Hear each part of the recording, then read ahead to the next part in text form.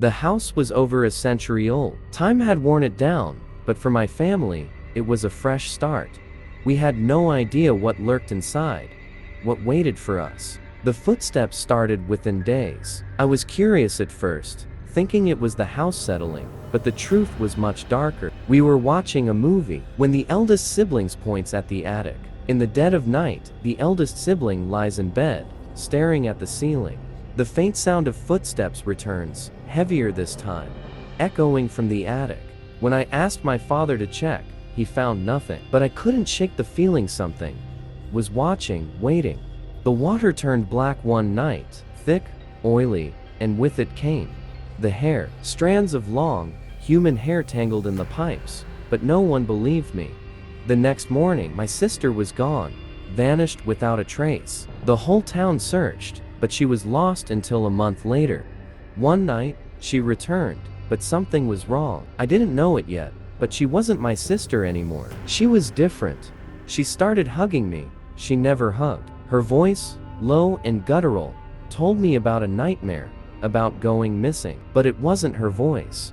The goo came back, it was everywhere. But the moment my father saw it, it vanished. He never believed me, no matter what I saw. We found them in the pipes, rituals, symbols. That's when my father screamed for us to leave, but we couldn't.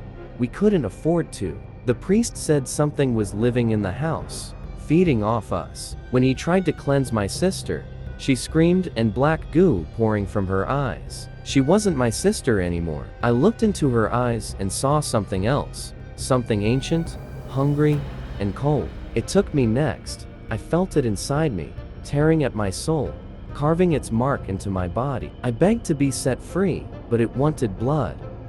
Suddenly, something attacked my father. His skin begins to ripple, lines etching him across his chest and arms as if by an unseen hand. Cross-shaped cuts slowly tear open, red seeping from the fresh wounds, vivid against the pallor of his skin. I couldn't take it anymore. The house was tearing us apart, bleeding us dry. We still had exorcism with the priest, and in the end, the house fell.